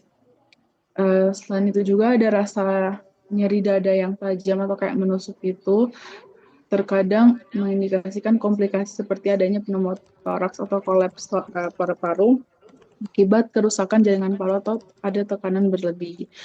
Terjadi juga cyanosis, yaitu perubahan warna kebiruan pada bibir dan kuku, dan juga ada kekurangan oksigen yang menyebabkan delirium, terutama pada kasus yang berat itu karena otak tidak mendapatkan suplai oksigen yang memadai. Akhirnya terjadilah delirium ini. Dan juga ada tanda-tanda sistemik dari infeksi meliputi kayak demam dan keringat berlebih, di mana demam itu muncul sebagai respon tubuh terhadap infeksi, dan keringat berlebih itu terjadi karena tubuh mencoba melawan patogen. Pasien juga seringkali mengalami hilang nafsu makan, yang dimana disebabkan oleh sensasi kayak tidak nyaman gitu. Dan juga ada kelelahan ekstrim dan rendahnya energi dapat terjadi akibat berkurangnya pasokan energi dan oksigen yang dibutuhkan oleh tubuh. Selain itu juga pasien menunjukkan pernafasan yang cepat, yang dimana mencerminkan upaya tubuh itu meningkatkan kadar oksigen serta denyut nadi yang cepat sebagai respon terhadap peningkatan laju pernafasan. Menggigil juga mencerminkan usaha tubuh untuk menaikkan suhu guna melawan infeksi. Nah, pada pemeriksaan laboratorium itu jumlah leukositnya seringkali ditemukan lebih dari 10.000 sel atau kurang dari 4.500 sel dengan peningkatan granulosit imatur sebagai tanda adanya infeksi ataupun inflamasi berat. Mungkin sekian dari saya mengenai klinikal manifestasi. Saya kembalikan ke moderator. Baik, terima kasih Rani atas presentasinya. Mungkin bisa dilanjut terlebih dahulu kepada Kang Frizal mengenai komplikasi.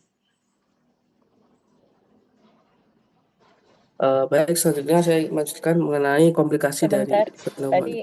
Baik, bagusnya yang clinical manifestation itu digabungkan dengan patofisiologi ya. Gitu. Jadi munculnya sesak, munculnya demam, gitu, batuk dan sebagainya. Ya, itu mekanisme yang melatar belakanginya itu harus diketahui kan. Jadi disatukan gitu loh patofisiologi dengan clinical manifestation yang akan muncul. Ya. Oke, lanjut. Baik, dokter. Jadi biar berkesinambungan dengan sampai munculnya gejala ya, dokter. Iya.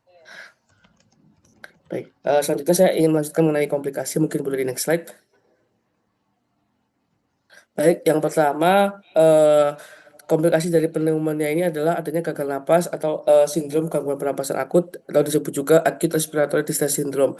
Jadi ketika paru-paru ini tidak mampu memberikan oksigen yang cukup ke dalam darah atau mengeluarkan karbon dioksida dari tubuh, maka tentunya akan memerlukan bantuan alat ventilator atau alat bantu napas untuk pasien pneumonia yang telah mengalami komplikasi ini. Nah, sindrom ARDS atau kepanjangan dari acute respiratory distress syndrome ini merupakan salah satu bentuk gagal napas yang lebih berat dan seringkali terjadi merupakan akibat dari peradangan hebat di paru-paru, dan di mana sindrom ARDS ini tentunya dapat mengancam nyawa seorang pasien dan tentunya akan memerlukan perawatan yang intensif. Kemudian yang kedua adalah efusi pleura, di mana pneumonia dapat menyebabkan cairan yang menumpuk di ruang pleura ini atau area antara lapisan luar paru-paru dan dinding pleura, di mana pleura visceral dan parietal secara normalnya akan menghasilkan cairan pleura dalam jumlah kecil agar untuk melumasi pergerakan dari paru-paru. Dan peradangan disinilah yang nantinya dapat meningkatkan produksi cairan ini, di mana kondisi ini akan disebut juga efusi pleura. Dan efusi pleura ini biasanya akibat dari pneumonia yang biasanya akan berupa cairan yang kaya akan protein dan sel-sel inflamasi yang sering ditemukan pada infeksi. Nah, apabila cairan ini terinfeksi, maka akan dapat menyebabkan menjadi emfyema, atau emfyema ini merupakan sebuah kondisi di mana terdapat nanah atau pus yang terkumpul di dalam ruang pleura, yaitu ruang antara pleura visceral atau lapisan yang melapisi paru-paru dan ruang pleura parietal, lapisan yang melapisi dinding rongga dada. Dan emfyema ini biasanya akan terjadi sebagai komplikasi dari infeksi paru-paru seperti pneumonia ini, yang biasanya tidak terobati dengan baik, yang akan memerlukan pengeluaran cairan melalui jarum atau operasi. Serta efusi pleura ini dapat menyebabkan rasa sakit saat bernafas, serta akan menyebabkan kesulitan bernafas juga. Mungkin boleh di next slide. Yang ketiga dari komplikasi pneumonia ini adalah bakteremia A dan atau sepsis. Jadi infeksi dari paru-paru akan dapat menyebar ke aliran darah, sehingga menyebabkan salah satu kondisi yang disebut juga bakteremia, di mana bakteremia ini merupakan kondisi di mana bakteri akan masuk ke dalam aliran darah, dan pada pneumonia bakteri penyebab infeksi paru seperti Streptococcus pneumonia dan atau Staphylococcus aureus akan dapat menyebar dari jaringan paru-paru yang akan terinfeksi menuju ke kapiler darah.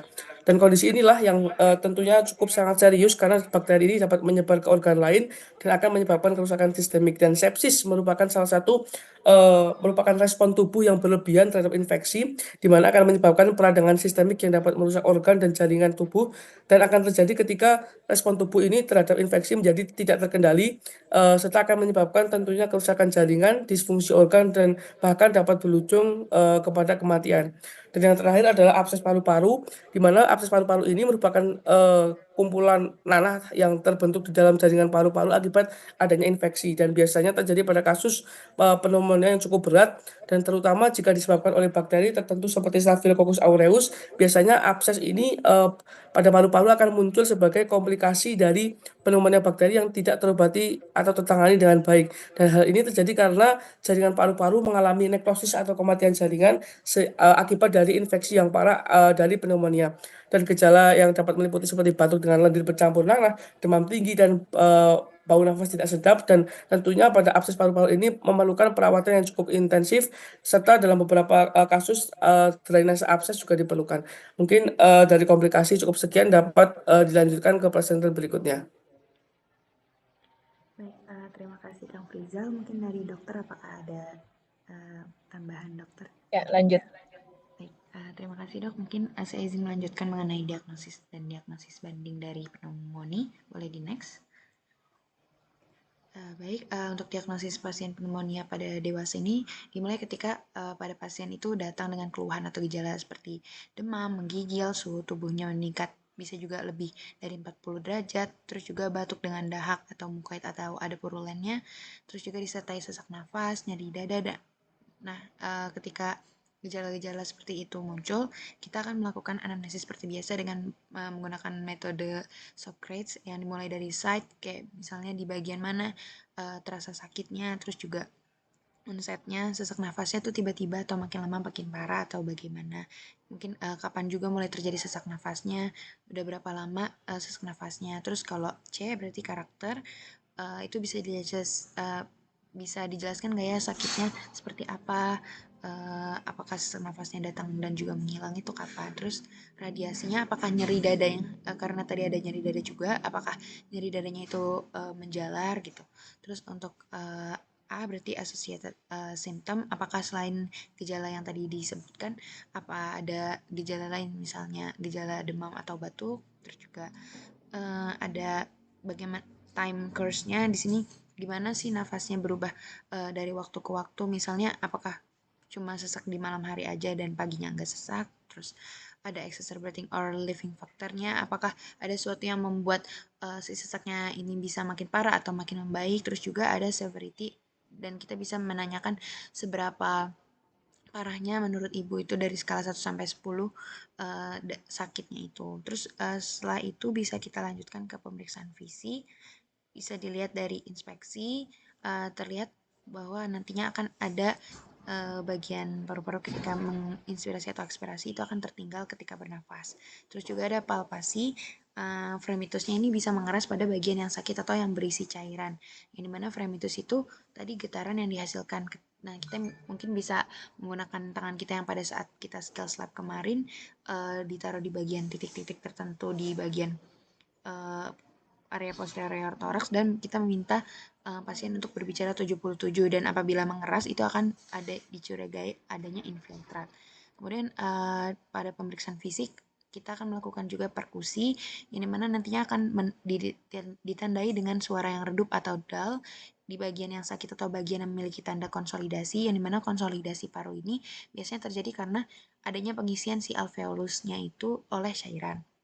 Terus bisa dilakukan juga auskultasi, terdengar yang dimana akan terdengar suara nafas bronkofesikuler sampai bronkial yang mungkin disertai juga dengan ronki basah halus, kemudian menjadi ronki basah kasar pada stadium resolusi, yang dimana suara nafas bronkofesikuler ini suara nada tinggi dengan inspirasi dan juga ekspirasi yang jelas dan tidak ada silent gaps. Terus kalau untuk yang ronki basah halus mungkin suaranya terdengar seperti gesekan rambut, untuk yang ronki basah kasar seperti suara gelembung udara yang pecah dan terdengar seperti saluran napas terisi banyak sekretnya. Dilanjut dengan pemeriksaan penunjangnya, ada pewarnaan gram, terus juga pemeriksaan leukosit, ada pemeriksaan fototoraks, dan juga ada kultur sputum, dan juga ada kultur darah. Nah, untuk penegakan diagnosisnya ini tadi ditegakkan berdasarkan anamnesisnya, pemfis, dan juga pemeriksaan penunjangnya. Nah, diagnosis pneumonia ini ditegakkan kalau tadi sesuai dengan kata dokter Ica juga, kalau diagnosis ini dilihat dari radiologi yang ditemukan adanya infiltrat atau opositas atau konsolidasi atau air bronkogram. Dengan ditambah juga 2 atau lebih dari gejala yang kayak batuk, nyeri dada, sesak nafas, perubahan karakteristik dahak, terus juga suhu tubuh lebih dari 38 derajat Celcius, dan juga pada pemfisnya mungkin ada tanda konsolidasi yang tadi terjadi ketika adanya paru-paru yang terisi oleh cairan, alveolus yang terisi oleh cairan, terus juga ditandai juga dengan leukosit yang lebih dari 10.000 dan juga atau kurang dari 4.500. Mungkin boleh di next. Di sini mungkin ada sedikit gambaran radiologinya. Kalau untuk yang paranormalnya seperti yang di bawah sebelah kiri, untuk yang di pneumonia bagian atas itu terdapat lingkaran merah, berarti yang dia itu menunjukkan adanya opositas atau bercak putih pada paru-paru, yang dimana menggambarkan konsolidasi atau infeksi pada jaringan paru-paru yang merupakan dia itu ciri khas dari pneumonia. Ini disebabkan oleh si peradangan yang mengisi alveolus dengan cairan sel inflamasi ataupun nanah. Terus juga ada yang ada nodul dan infiltrat. Di sini nodul itu ketika ada massa, kemudian infiltrat bagian dia itu akan bagian yang lebih padat dan mungkin juga sering disebut bercak. Ada juga air bronkogram. dia ini bagian saluran pernapasan bronkus utamanya yang dikelilingi oleh paru-paru yang berisi oleh cairan. Terus juga di yang terakhir ada bronkiotaksis atau penebalan dan juga pelebaran dari dinding bronkial atau bronkus sebagai salah satu manifestasi dari pneumonia. Mungkin boleh di next. Nah, untuk pneumonia pada anak mungkin kurang lebih sama, ada demam, sakit kepala, gelisah, terus juga penurunan nafsu makan, keluhan gastrointestinal seperti mual, muntah atau diare, terus juga ada gejala gangguan respirasinya seperti sesak nafas, ada retraksi dada, takipnea atau nafasnya cepat, nafas cuping hidung, merintih atau sianosis yang seperti biru. Kalau nafas cuping hidung berarti menandakan dia itu di bagian depan hidungnya sangat melebar untuk membutuhkan usaha untuk tambahan mengambil oksigen. Kemudian ada pemeriksaan fisik, bisa kita lihat perkusi, terus juga suara napas yang melemah, dan juga rongki juga. Dan dibantu juga oleh pemeriksaan penunjang yang sama seperti yang tadi. Dan juga untuk penegakan diagnosisnya di sini, didiagnosisnya berdasarkan gambaran klinis yang menunjukkan keterlibatan sistem respiratori dan juga gabungan dari gambaran radiologisnya. Terus juga untuk prediktor paling kuatnya meliputi tadi demam juga, sianosis, dan juga lebih dari satu gejala respirasi. Contohnya ada takipnea, batuk, nafas cuping hidung, atau retraksi rongki dan suara nafas yang melemah. Mungkin boleh di next. Nah, untuk differential diagnosisnya, untuk pneumonia sendiri mungkin dari anamnesisnya dan pemfisnya bisa ditemukan batuk berdahak, demam tinggi, terus juga adanya dahak yang berwarna kuning hijau ataupun yang bercampur dengan darah, demam tinggi atau menggigil yang umumnya tidak ada di asma atau yang lain, terus juga nyeri dada atau nyeri pleuritis yang tajam serasa dan dia akan terasa lebih sakit saat menarik nafas dalam atau batuk atau biasa disebut pleuritis. Terus juga ada sesak nafas, kelelahan parah yang seringkali gejala sistemiknya misalnya ada mual, nyeri tubuh juga. Terus ya ada localized crackles atau rales dan bisa dilihat juga dari pemeriksaan penunjang ada localized consolidation pada hasil X-ray dan juga ada peningkatan jumlah leukosit. Untuk yang asma di sini dilihat dari anamnesis dan pemeriksaan fisiknya ada dyspnea atau sesak nafas yang datang dan pergi sering dipicu juga oleh alergen, udara dingin, olahraga atau infeksi pernapasan.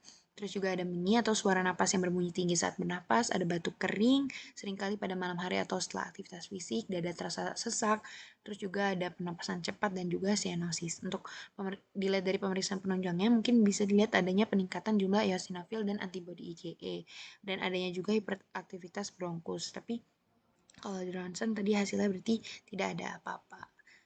Untuk edema paru, di sini adanya sesak nafas parah yang tiba-tiba dan dihubungkan juga dengan riwayat sakit jantung atau congestive heart failure, terutama saat berbaring atau biasa disebut ortopnea. Terus juga batuknya itu berbusa atau dahaknya bisa berwarna merah muda dengan sputum dengan dahak juga yang dengan jumlah banyak. Dan pasien juga mungkin tampak basah atau berkeringat dan juga cemas, terus juga disertai mudah lelah, dan ada juga tandanya gagal jantung seperti pembengkakan pada kaki atau biasa disebut edema perifer. Terus juga adanya bilateral crackles. Untuk edema paru ini sendiri, untuk pemeriksaan penunjangnya adanya infiltrasi bilateral yang berbentuk butterfly, adanya juga kardiomegali karena pada pasien CF tadi, congestive heart failure, adanya juga edema alveolar disertai efusi pleura. Untuk yang emboli paru, adanya juga gejala awal dispnea, nyeri pleuritik, takipnea, takikardia, dan juga rongki. Bedanya untuk di pemeriksaan penunjangnya ada feeling defect dan pemeriksaan dalam pemeriksaan angiografi parunya. Untuk PPOK-nya ini dia sama, kurang lebih ada dispnea juga, batuk kering sampai juga bisa berdahak. Bedanya cuma dia lebih ada riwayat terpapar faktor risiko seperti asap rokok atau polusi. Terus juga untuk di penunjangnya di sini ada inflasi paru dan juga diafragmanya mendatar pada saat pemeriksaan radiologis dan juga adanya obstruksi dalam pemeriksaan spirometri. Terus ada juga bronkitis akut, dia batuk juga, demam, terus ada suara rongki juga. Terus pada pemeriksaan X-ray-nya namun dia normal, namun pada pemeriksaan kutul sebetulnya juga dia akan diperiksa ketika untuk pada pasien bronkitis kronis. Dan untuk pneumonia aspirasi di sini sama ada demam, takipnya hipotensi, takikardi, saturasi oksigennya rendah, terus juga adanya egofoni, yang dimana ini adalah suatu eh, ketika salah satu tanda klinis yang membantu buat dokter yang bisa mendeteksi adanya si konsolidasi atau evosi pleura. Terus bisa dilihat juga dari pemeriksaan penunjangnya ada peningkatan jumlah leukosit, adanya infiltrat pada pemeriksaan X-ray, tapi dia ini mungkin bisa lebih jelas seperti bronkopneumonia. Mungkin dari diagnosis banding. Vira, ya. Baik, Dok. Ini jadi dalam menyusun diagnosis banding itu tentu kita ini kan yang akut tentu didiagnosis banding dengan akut yang lain gitu ya. Ya, jangan akut dan kronik ya. Contohnya, ini asma itu kan kronik ya. Pneumonia itu akut gitu ya. Jadi selayaknya nggak bisa jadi diagnosis banding. Kalau mau jadi diagnosis banding adalah asma eksaserbasi. Oh iya. Gitu ya. Kemudian PPOK atau COPD exacerbation gitu ya. Jadi ada kondisi akutnya gitu ya, ada perburukan akutnya gitu ya. Itu koreksinya ya. Kemudian pneumonia aspirasi dengan pneumonia di atas ya sebenarnya nggak bisa ya didiagnosis sama-sama pneumonia gitu kan. Ya karena gini, pneumonia lebih ke perjalanan penyakitnya gitu. Kalau pneumonia aspirasi itu biasanya pada orang-orang lansia, orang-orang yang penurunan kesadaran gitu ya. Jadi Anda bayangkan dengan penurunan kesadarannya jadi terutama cairan dari lambung naik ke atas masuk ke trachea sampai ke parenkim paru, itu yang kita sebut sebagai aspirasi gitu ya. Jadi pneumonia aspirasi itu bagian dari pneumonia juga gitu ya. Kemudian egofoni dan sebagainya itu semua ada di BETS ya gitu. Sebenarnya ada egoponi, ada bronkoponi, ada whisper pectoriloqui dan sebagainya. Ya, itu adalah cara-cara pemeriksaan fisik yang bisa ditemukan pada pasien pneumonia. Anda nanti coba buka. Jadi bukan cuma pneumonia aspirasi, egoponi, pada semua pneumonia itu bisa terdengar. Gitu ya. Baik, Dokter. Oke, itu tambahannya. Siap. Terima kasih, Dokter. Mungkin nanti akan saya perbaiki di notes-nya. Baik, mungkin bisa dilanjutkan kepada slide berikutnya. Kepada Selma dan juga Kang Rizky, dipersilahkan untuk membahas treatmentnya.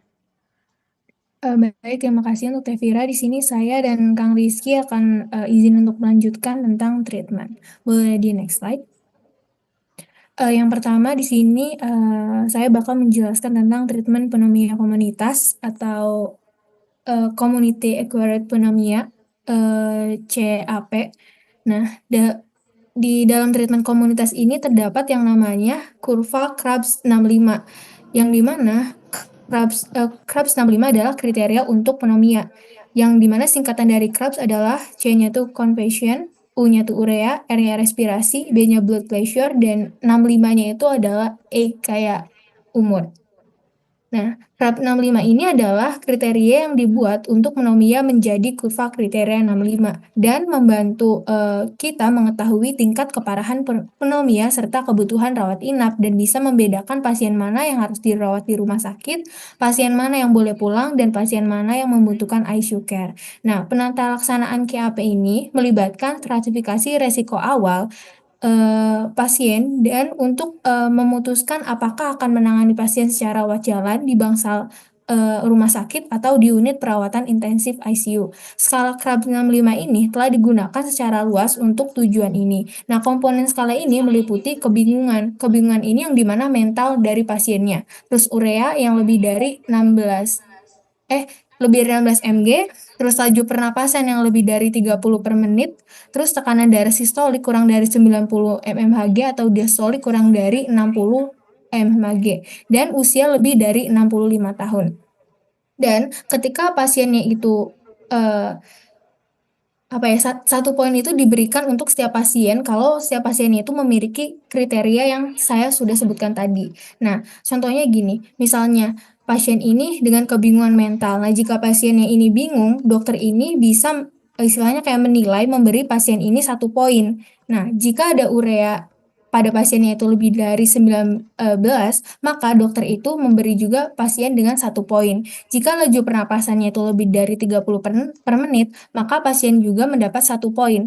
Nah, untuk tekanan darahnya, misal tekanan darahnya itu sistolik kurang dari 90 mmHg atau diastolik kurang dari 60 mmHg. Nah, pasien ini diberikan 1 poin, dan jika usia pasien ini lebih dari 65, maka mendapatkan 1 poin. Nah, cara penilaian seperti itu sehingga dokter itu dapat mengklasifikasi pasien berdasarkan kriteria kurva Krab 65. Nah, kriterianya ini bisa menentukan tingkat keparahan pneumonia pada pasien. Nih, misal dari skor tadi. Nah, misal pasiennya itu mendapatkan skor 0 atau 1. Nah, dalam pengobatan pneumonia, jika pasien ini menderita pneumonia komunitas dan pasien ini datang kepada dokter dan dokter ini menerapkan penilaian Krab 65 kriteria. Nah, jika pasiennya itu mendapatkan skor 0 atau 1, maka pasien tersebut itu merupakan kasus pneumonia ringan dan pasien tersebut dapat dirawat jalan dan pasien tersebut dapat dipulangkan dengan obat-obatan dan dapat diobservasi pada tindakan lanjutan. Dan dokter itu dapat merawat pasien jalan dengan manajemen rawat jalan. Nah, pasien-pasien ini diobati secara empiris menggunakan fluoroquinolones atau beta-laksam yang bersama makrolides jika terdapat komorbiditas yang merugikan dengan makrolides atau doxycycline jika terdapat komorbiditas. Nah, untuk yang kalau misal pasien dapat skor 2 hingga 3, nah, jika pasiennya datang kepada dokter dengan pneumonia dan dokter itu mengklasifikasi pasien tersebut berdasarkan kurva Krab 65 dan skala kurva Krab 65 pasien tersebut mendapatkan skor 2 atau 3, maka pasien tersebut itu harus dirawat di rumah sakit dan pasien tersebut harus dirawat di bangsal. Dan pengobatan pertamanya adalah pilihannya antara fluoroquinolone atau makrolida yang ditambah beta-laktam. Nah, kalau misal pasiennya dapat skor 4 yang semuanya itu ada di dalam pasien itu, maka pasiennya itu mendapat skor yang paling tinggi. Kayak pasiennya itu harus dirawat di ICU karena pasiennya memerlukan perawatan ICU.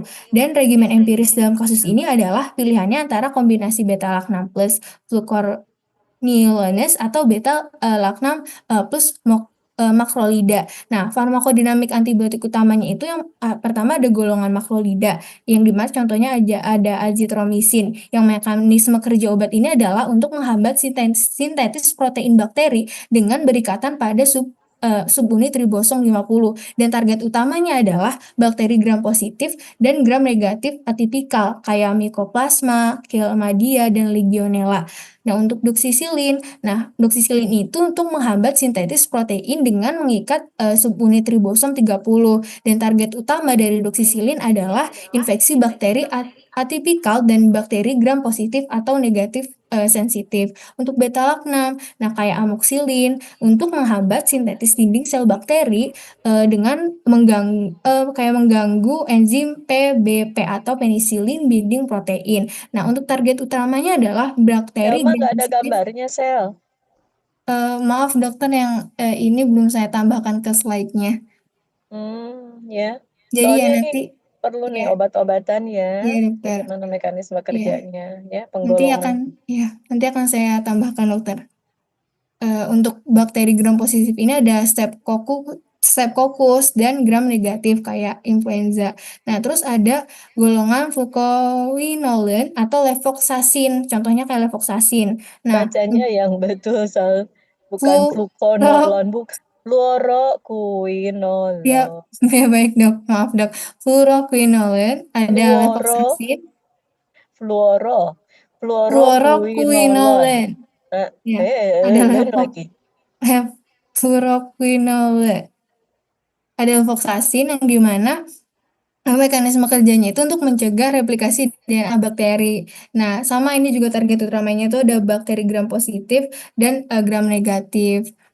Nah, untuk selanjutnya adalah pentingnya kombinasi. Nah, kombinasi laktam dengan makrolida itu direkomendasikan pada pneumonia berat karena beta-laktam ini efektif untuk pneumonia atau patogen utama pneumonia. Nah, dan makrolida itu menangani patogen atipikal yang sering resisten terhadap beta-laktam. Selanjutnya adalah kesimpulan. Nah, kesimpulan untuk KRAB 65 ini yang dimana KRAB 5 ini membantu menentukan tingkat keparahan pneumonia dan pemilihan antibiotik yang sesuai. Tapi jangan pneumonia atau Selma. Pneumonia. Ah. Kombinasi antibiotiknya ini memberikan cakupan luas yang mengatasi berbagai patogen dan mencegah resistensi. Terus dan membantu kayak pemilihan terapinya itu berbasis farmakodinamik dan memastikan efektivitas maksimal dan resiko minimal pada pasien.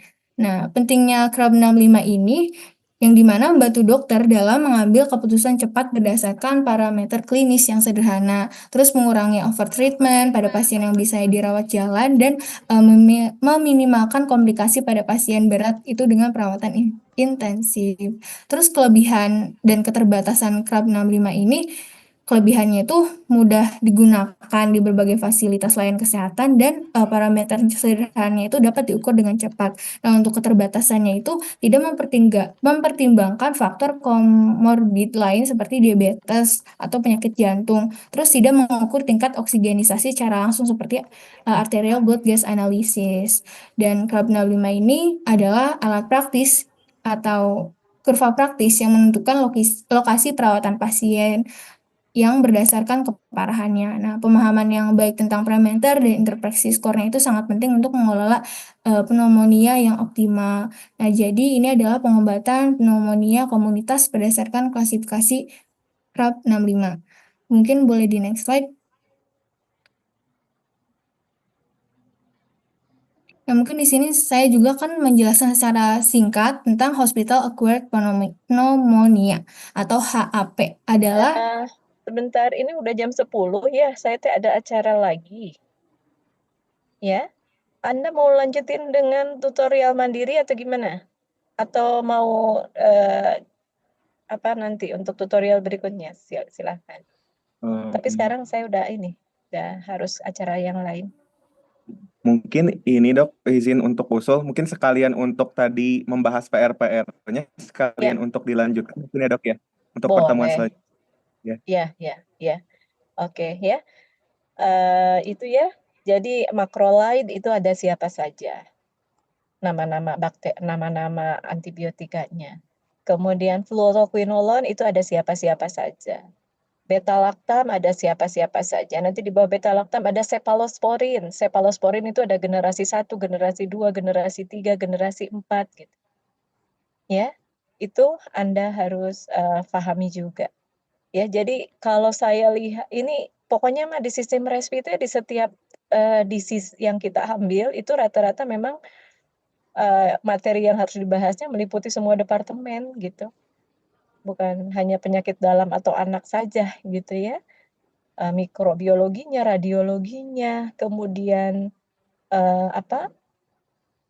fisioterapinya gitu kan. Kemudian farmakologinya tentunya ya. Gitu. Ya, jadi untuk sekarang cukup dulu ya. Saya izin pamit ya. Oke, ya. Dokter. Ya. Sebelum dokter pamit boleh ya. izin dokumentasi. Oke, ya. Gimana gaya andalan? Oke, ya. boleh.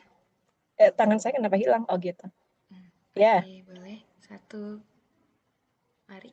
Oke, 1, 2, 3. Oke, terima kasih dokter. Ya, oke.